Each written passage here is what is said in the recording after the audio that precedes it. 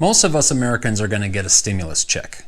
But do you know what you're going to do with yours? I can almost guarantee what Warren Buffett would tell you to do. And if you're watching this channel, I'm sure you know who he is. In fact, I did a video on him right up here. And no, I'm not talking about the giant Pirates of the Caribbean picture. The link just right up there.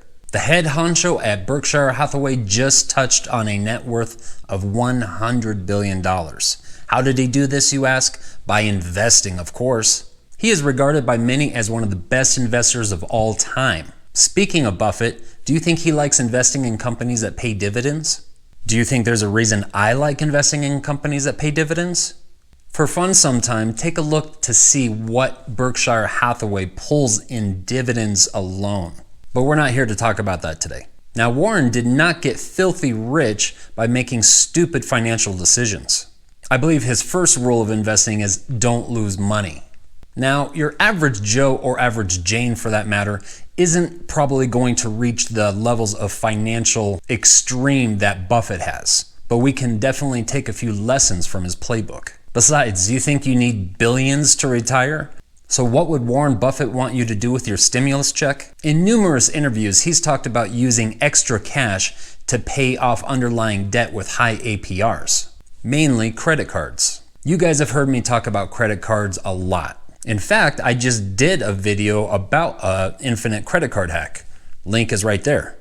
And as I implied in that video, I was not telling anyone to go out and rack up their credit card bills. Instead, I was showing you a way to use credit cards to spread your debt out over time so you could pay it off interest-free. I got more dislikes on that video than I ever have. I don't know why. I don't know if people thought I was advocating spending a bunch of money on credit cards or what, but I thought there was some great information in that. I can't stress enough how important it is to your well-being to pay off high APR loans like credit cards. So do what Warren Buffett would do and pay those off first. No offense to anyone, but you'd kind of be an idiot to use that money for anything else if you have a balance on a high APR credit card. Or you're starving, of course, and you need food. Or maybe you've got a health situation and you can't work and you just need that money just to survive. That's a different situation. The point is, if you have a job, we can all live well below our means. I did this for years and I still do it. Most people have no one to blame but themselves for poor money management. Now, another thing that Buffett likes are mortgages. If you get a 30-year mortgage, it's the best instrument in the world. Berkshire can't do that. We cannot issue a 30-year bond and have it so we can call it off tomorrow at par. No way. I'm a huge fan of house payments. Well, not of the payment, but of having a house payment versus it being paid off. In fact, if this house was paid off, I would probably try to take out another loan against it. So many people talk about paying down their house payment to save money in the long term. I understand, but is there a better way? Most of those people that think that way probably are not investing. And if they are investing, then, no offense, then they're not the most savvy investors. Let me explain. Unless your investments can't beat the rate that you're paying on your house, which by the way are at historical lows, then you would always be better off putting that extra money into the market. And like I just said, with historical low interest rates, it's in your best interest to take advantage of this situation.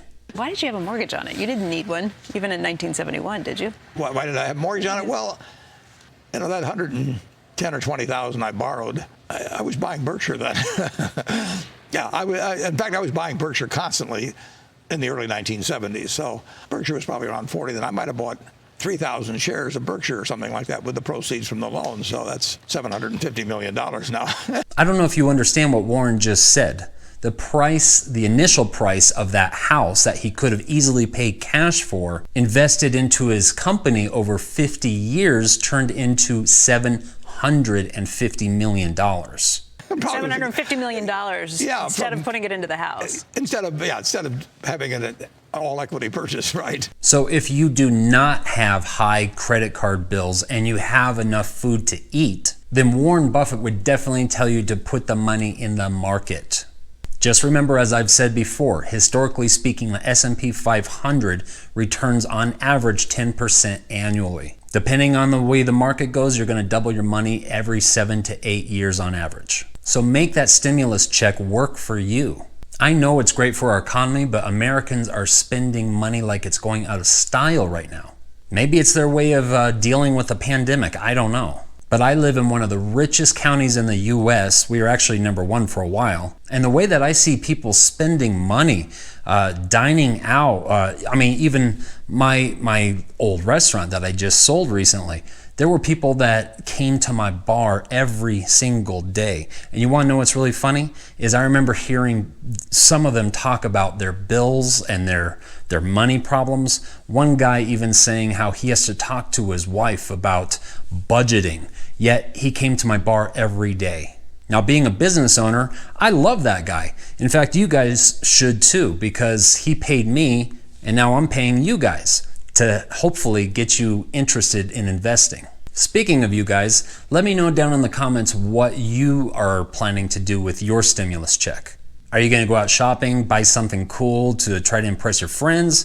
Or are you gonna pay off bills or hopefully put the money into the market? So to wrap this video up, I am 100% positive that Buffett would tell you to pay off any big debt, followed by putting that money into the market. Now I've been trying to give back to you guys by doing weekly giveaways. If I could just ask of one thing, and you know what I'm gonna ask, if you can smash that like button or just gently tap it. Either way, it makes me happy. And speaking of giving back, I did just pass the 100 subscriber mark. That was my next benchmark, and I did do a giveaway when I hit 50. I started the giveaway at $15 and I added 10% every time I hit a new benchmark. The reason I did that was I wanted to show you guys the way or the power of compounding in the markets. So the last one I did was $16.50.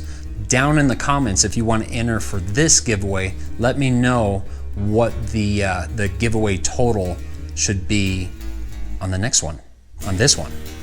I'm gonna cut this one off by the end of the week, and I think I will announce the winner in next Tuesday's episode. So thanks again, guys, for liking and subscribing to these videos and getting me over that 100 subscriber mark. I may be retired, but I like to set goals for myself, and quite honestly, the success of this YouTube channel is my newest endeavor. All right, enough talking. I'm gonna wrap it up. I will see you guys Sunday. Love you so much. Thank you. Bye-bye.